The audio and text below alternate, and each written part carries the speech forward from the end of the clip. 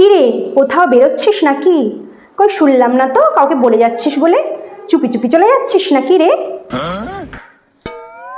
এই যে তুমি আছো বলে দেওয়ার জন্য, আমি যদি তাড়াহুড়ো করে বেরিয়েও যাই, আমি জানি তো তুমি ঠিক বলে দেবে আমাদের বাড়িতে। না, আমি শুনলাম দরজা খোলার আওয়াজ, কিন্তু বলে যাওয়ার আওয়াজ পেলাম না তো, তাই ভাবলাম দেখি কে যাচ্ছে, কোথায় যাচ্ছে। জানি তো, তুমি তো পুরো সিসিটিভি ক্যামেরা। আমি কালকেই বাবাকে বলছিলাম আমাদের বাড়ির সামনে কোনো সিসিটিভি ক্যামেরা লাগানোর দরকার নেই, কারণ মালা কাকিমা আছে। মালা কাকিমা সারাদিন কাজকর্ম ছেড়ে দিয়ে সবার বাড়ির সামনে পাহারা দেয়, সেই জন্য বাবাকে বললাম কোনো দরকার নেই। ঠিক বলিনি বলো? তা এত সাত সকালে কোথায় বেরোচ্ছিস?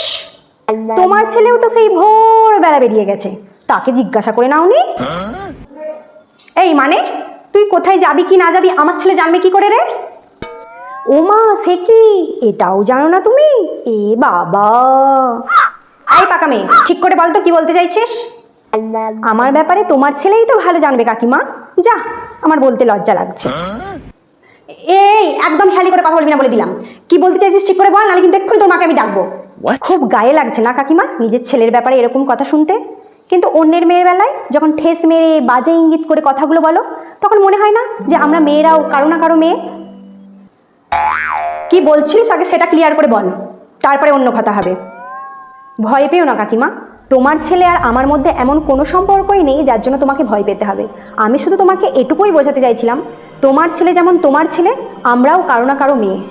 সুতরাং যা বলবে একটু ভেবে বলো, ঠিক আছে? এবার একটু সরে দাঁড়াও, আমি বেরোবো। थप्पड़ मारूंगी साला थप्पड़ मारूंगी थप थप थप्पड़ मारूंगी